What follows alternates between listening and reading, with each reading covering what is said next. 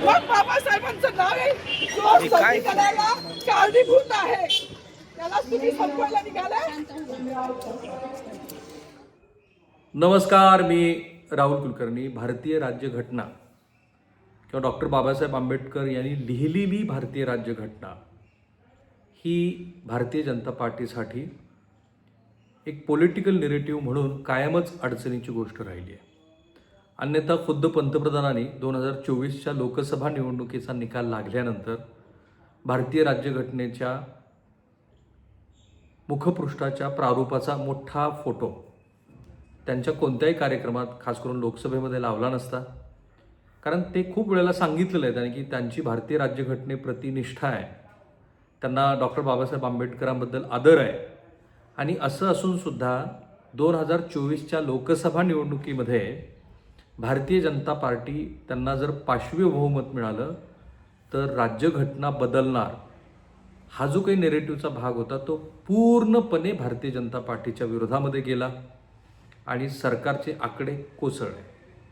म्हणजे डॉक्टर बाबासाहेब आंबेडकर यांना आपला वैचारिक आदर्श मानणारे, त्याचबरोबर मागासवर्गीय समुदायातली मंडळी, या सगळ्यांनी भारतीय जनता पार्टीच्या विरोधामध्ये मतदान केलं. त्यांना असं वाटलं की ह्या सरकारला बहुमत मिळालं तर काही खरं नाही. पण आता त्याचा आणि नाशिकमध्ये आज जे गिरीश महाजन यांच्या संदर्भामध्ये घडलं त्याचा काय संबंध आहे तर ते मी सांगेन. पण त्याच्या आधी नेमकं काय घडलं, तिथं असलेल्या वनरक्षक ह्यांनी, कारण त्या खाकी वर्दीत आहेत, गिरीश महाजन यांचं भाषण संपत आलं आज. कारण आपल्याकडे प्रजासत्ताक दिनी आणि 15 ऑगस्टला आणि मराठवाड्यामध्ये मराठवाडा मुक्ती दिनाच्या दिवशी पालकमंत्र्यांनी भाषण करण्याची प्रथा आहे. जसं देशाचे पंतप्रधान लाल किल्ल्यावरून किंवा मुख्यमंत्री त्यांनी नेमून दिलेल्या त्या राज्यातले इच्छित अशा ठिकाणातनं भाषण करत असतात. सो आज काय घडलं आणि कुठे त्यांचा राग होता तिथे बाबासाहेबांच्या संदर्भामध्ये, ह्याच्या जाधव मॅडम आहेत, त्यांना का राग आला ते आधी समजून घेऊ. मग बाबासाहेबांचं नाव आहे जो संविधानाला कारणीभूत आहे त्याला तुम्ही संपवायला निघालाय. पालकमंत्र्यांची फार मोठी चूक आहे मॅडम, माफी मागणार नाही, पण पालकमंत्र्यांनी त्यांची ही चूक पत्रात घ्यावी. नाही, आता राहू दे, जसं आहे तसंच राहू दे.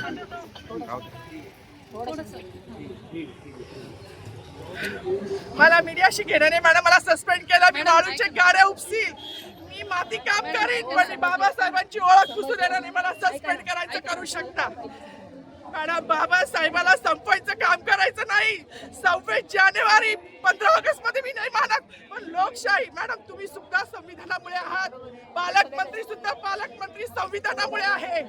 कोणताही जाती भेद नाही, सगळी समानता त्यांनी दिली आहे. आमचे कानातुरत होते बाबासाहेबांचं नाव आता तरी भाषणात येईल, मग तरी भाषणात येईल.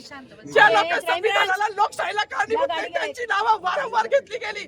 मग जो संविधानाला कारणीभूत आहे तो प्रजासत्ताक दिनाचा जो मानकरी आहे त्याचं नाव भाषणात का नाही? कोणाची गाडी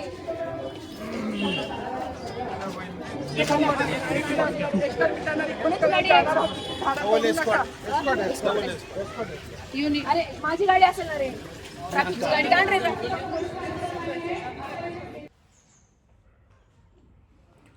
तर तुमच्या लक्षात आलं असेल की ह्या जाधव मॅडम यांना राग याचा आला की संपूर्ण आपल्या भाषणामध्ये आजच्या प्रजासत्ताक दिनाच्या गिरीश महाजन यांनी डॉक्टर बाबासाहेब आंबेडकरांचा उल्लेखच केला नाही. अर्थात ते अनावधानानं झालेलं असू शकतं किंवा मंत्र्यांसाठी ज्यांनी भाषण लिहून दिलं त्याच्या डोक्याची ही क्लुप्ती आहे, माहीत नाही आहे. पण जे घडलं ते बरोबर नाही आहे असं साधारण जाधव यांना वाटलं. आणि मग भाषणामध्ये गिरीश महाजन हे भारतीय संविधान आणि प्रजासत्ताक दिनाच्या संदर्भात बोलत असताना इतर काही व्यक्तींची नावं वारंवार घेत आहेत, पण संविधानाचे शिल्पकार डॉक्टर बाबासाहेब आंबेडकर यांचं ते का नाव घेत नाही? त्यांनी एकदाही नाव घेतलेलं नाही, ते त्यांनी जाणीवपूर्वक केलं आहे. तुम्ही त्यांचं नाव मिटवण्याचा प्रयत्न करताय असं जाधव मॅडम यांचं म्हणणं होतं. आणि म्हणून मी 15 ऑगस्ट आणि 26 जानेवारी या तारखांना औपचारिक सण म्हणून मानत नाही, तर लोकशाही आणि संविधान मानते. मला सस्पेंड केलं तरी चालेल, पण मी माफी मागणार नाही. गरज पडली तर वाळूच्या गाड्या उपसेन, मातीचं काम करेन, पण बाबासाहेबांची ओळख पुसू देणार नाही. असं त्यांचं हे 1.5-2 मिनिटाचं वक्तव्य हे सध्या सोशल मीडियावरती खूप व्हायरल होतं आहे. आणि मी जो कॉन्टेक्स्ट दिला तो आधीचा तोच होता की भारतीय जनता पार्टी साधारणपणे डॉक्टर बाबासाहेब आंबेडकरांची राज्यघटना त्यांना बदलायची आहे, राष्ट्रीय स्वयंसेवक संघाला मनुस्मृती आणायची, हे आरोप आजचे नाही आहेत. आणि ते आरोप हे राजकीयदृष्ट्या परतवण्यामध्ये भारतीय जनता पार्टीला आजपर्यंत यश आलेलं नाही. गेल्या वर्षी झालेल्या लोकसभा निवडणुकीमध्ये हाच एक मुद्दा होता की जो इतर मुद्द्याबरोबर भारतीय जनता पार्टीच्या विरोधामध्ये गेला. कारण मुख्यत्वे त्यांना असं वाटतं की भारतीय जनता पार्टी किंवा राष्ट्रीय स्वयंसेवक संघ हा उजव्या विचारसरणीचा पक्ष आहे, ज्याला जातीच्या उतरंडी पण मान्य आहे. आणि त्यामुळं की ज्यांचं इतकं मोठं कॉन्ट्रीब्युशन आहे, कारण मी ते पुन्हा आठवण करून द्यावी म्हणून, डॉक्टर बाबासाहेब आंबेडकर यांचं भारतीय संविधानातलं योगदान किती मोठं आहे बघा. डॉक्टर भीमजी रामजी आंबेडकर 14 एप्रिल 1891 ते 6 डिसेंबर 1956 हे भारतीय संविधानाचे मुख्य शिल्पकार मानले जातात. ते संविधान मसुदा समितीचे म्हणजे ड्राफ्टिंग कमिटीचे अध्यक्ष होते. त्यांनी संविधानाला आकार दिला. त्यांचं योगदान हे केवळ कायदेशीर नाही तर सामाजिक न्याय, समता आणि लोकशाही मूल्यांना केंद्रस्थानी ठेवणार आहे. त्यांची मुख्य भूमिका आणि पार्श्वभूमी काय? 9 डिसेंबर 1946ला संविधान सभा स्थापन झाली. 29 ऑगस्ट 1947ला मसुदा समिती स्थापन झाली, ज्याचे अध्यक्ष म्हणून डॉक्टर बाबासाहेब आंबेडकरांनी दीर्घकाळ काम केलं. या समितीमध्ये 7 सदस्य होते. त्यांनी सुमारे 2 वर्ष अथक परिश्रम घेऊन संविधानाचा मसुदा तयार केला. 26 नोव्हेंबर 1949 रोजी संविधान स्वीकारलं गेलं आणि 26 जानेवारी 1950 ह्या दिवसापासून हा देश गणराज्य झाला. म्हणजेच संविधान स्वीकारून त्यातल्या मूलभूत अधिकारांचा आपण स्वीकार केला आणि भारतीय राज्यघटनेप्रमाणे त्या दिवसापासून ह्या देशाचा कारभार सुरू झाला. म्हणून तर आपण 26 जानेवारी हा गणराज्य दिन म्हणून साजरा करत असतो. डॉक्टर बाबासाहेब आंबेडकरांनी मूलभूत अधिकार, फंडामेंटल राईट्स, कलम 14 ते 32, ज्याच्यामध्ये समता, स्वातंत्र्य, शोषणाविरुद्धचं संरक्षण, धर्मस्वातंत्र्य, सांस्कृतिक अधिकार दिले. जात, लिंग, धर्म, जन्मस्थानावर आधारित भेदभाव प्रतिबंधक केला. त्यातलं कलम 15, 16 आणि 17 जे अस्पृश्यता गुन्हेगारी ठरवतं. राज्यांच्या धोरणाची directive principles of state policy ती बनवली. आरक्षण व्यवस्था केली, संघराज्य व्यवस्था केली, महिला हक्क आणि समानता आणली. हिंदू कोड बिलाच्या माध्यमातून नंतर ज्याचं कायद्यात रूपांतर झालं, महिलांना वारसा, विवाह, घटस्फोटामध्ये समान हक्क दिले.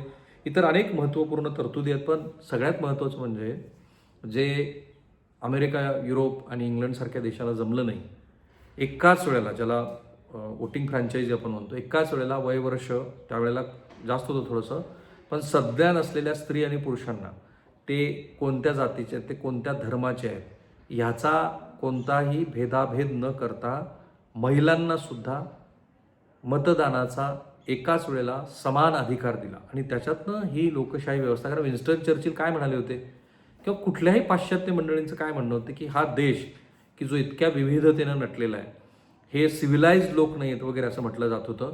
तर हा देश दीर्घकाळ चाललाच नाही. या देशाचं विघटन अपरिहार्य आहे. पण या देशाला आज 77 वर्षानंतर सुद्धा हा देश इतका संघटित राहिला, त्याचं मुख्य कारण भारतीय संविधान. 2014 सालापासून हे सरकार सत्तेवरती आल्यानंतर तो संविधान बदलण्याचा सरकारचा प्रयत्न आहे आणि तो घाट घातला जातोय असं सतत सांगितलं जातं. आणि श्री राहुल गांधी हे सातत्यानं भारतीय संविधानाची प्रत ती त्यांच्या हातामध्ये त्यांच्या प्रत्येक सभेतनं मांडत असतात. आणि म्हणूनच आज जेव्हा जाधव यांनी, ज्या वनरक्षक आहेत, त्यांनी अशा पद्धतीनं माधवी जाधव जेव्हा आपला भाव व्यक्त केला, त्यानंतर विरोधी पक्ष आणि आंबेडकरवादी अनुयायांनी असं म्हटलंय की हे बरोबर नाही. तर त्यांनी तीव्र टीका केली. याला बाबासाहेब आणि संविधानाचा अपमान म्हटलं आहे. भाजपला बाबासाहेबांच्या नावाची ॲलर्जी असल्याचं म्हटलंय. काँग्रेस नेत्या वर्षा गायकवाड यांनी म्हटलंय की माधवी जाधव यांचं कौतुक आहे की या एक धाडसी अधिकारी आहेत. भाजप संविधान आणि बाबासाहेबांचं नाव मिठवू इच्छितोय. महाराष्ट्र काँग्रेसच्या अधिकृत अकाउंटवरून भाजप मंत्री महाजन यांनी अपमान केला. ही महाराष्ट्रद्रोही मनुवादी विचारसरणी आहे. महिला अधिकाऱ्यावरती कारवाई झाल्यास भीमसैनिक उत्तर देतील असं म्हटलंय. साधारणपणे माधवी जाधव यांचा रणरागिणी, भीमाची वाघिणी म्हणत अभिनंदन आणि त्यांचं कौतुक केलं जात आहे. आता हा मुद्दा भाजपनं अनेक वेळेला प्रतिवाद केला आहे. आमचा कधीही भारतीय राज्यघटनेला विरोध नाही. डॉक्टर बाबासाहेब आंबेडकर यांना आम्ही तेवढंच पूजनीय मानतो जेवढं ह्या राष्ट्रनिर्मितीतल्या कोणत्याही व्यक्तीनं स्वतःचं म्हणून जे काही कॉन्ट्रीब्युशन दिलं असेल तेवढं, ते आमच्यासाठी प्रातस्मरणीय आहेत वगैरे असं नेहमीच भाजपची मंडळी म्हणत असते. ज्यांचा त्याच्यावर विश्वास आहे ते ठेवतात, ज्यांचा नाही आहे ते अधूनमधून अशा पद्धतीनं आपलं वर्तन करत असतात. एक तर निश्चित आहे की भाजपबद्दल तो त्यांना, कारण ते राजकीयदृष्ट्याच सिद्ध झालेलं असल्यामुळं हा विश्वास अजूनही कमवता आलेला नाही की की त्यांना भारतीय राज्यघटना बदलायची नाही. त्यांना तेवढेच डॉक्टर बाबासाहेब आंबेडकर पूजनीय आहेत जेवढे राष्ट्रीय स्वयंसेवक संघाचे संस्थापक आणि नंतरचे सगळे उजव्या विचारसरणीचे नेते. थांबूया आपण इथे. माझा नेहमी प्रयत्न असतो की ऑब्जेक्टिव्हली प्रत्येक गोष्टीकडे बघावं. कायद्याच्या दृष्टीनं म्हणाल तर जाधव यांनी जे केलं आहे ते त्यांच्या शासकीय सेवेच्या नियमाच्या विपरीत आहे. कायदेशीर दृष्ट्या म्हणाल तर, कारण शासकीय कर्मचाऱ्यांसाठीची एक निहित अशी नियमावली आहे, त्याच्यामध्ये सार्वजनिक ठिकाणी करावयाचं वर्तन ह्याच्याबद्दलचे काही नियम घालून दिलेले आहेत. कायदेशीरदृष्ट्या त्यांचं चूक असलं तरी सुद्धा त्यांच्या मनातला हा भाव हा त्यांच्याच मनातला नाही असे मानणारे की अशा पद्धतीनं भारतीय राज्यघटना बदलण्याचा प्रयत्न आहे असे लाखो लोक ह्या देशामध्ये आजही आहेत. ते मला सांगायचं होतं. सो थांबूया आपण इथे. माझा हा जो प्रयत्न आहे की ऑब्जेक्टिव्हली सत्याच्या जवळ जाणारा तटस्थ हा महाराष्ट्रासमोर जो मी ठेवतोय त्याला अधिक व्यापक रूप द्यायचा प्रयत्न आहे. पाहूया. पण तुर्तास हे जे काही सुरू आहे त्याला तर तुम्ही आवडीनं पाहतच आहात, पण हे घरोघरी जाऊ द्या.